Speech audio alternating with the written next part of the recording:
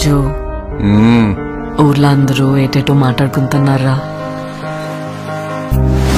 మన గురించి మాట్లాడుతుంటే మనం ఫేమస్ అయిపోయినట్టేనే.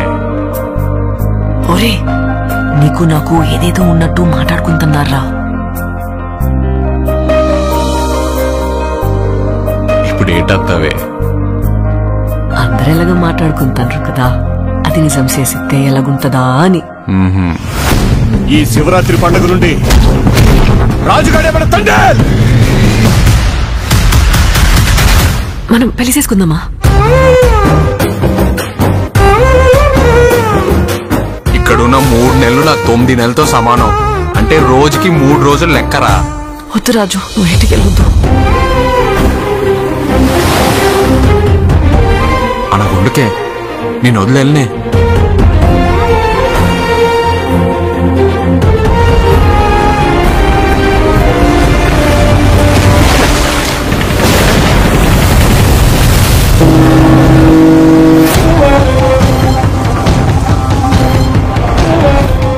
కాలిపోతుందా? నైతో మీ దేశంకి ఎన్ని చేసినా తుడుచుకొని పోవటం అలవాటైందా? మా దేశంలో ఉన్న ఓరకొక్కలని ఉత్తరం వైపు తిరిగిపోస్తే ప్రపంచ పటంలో పాకిస్తానే లేకుండా పోతే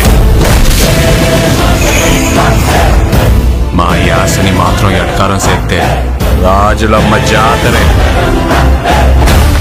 వీడు రాడు, వీడు తండ్రి.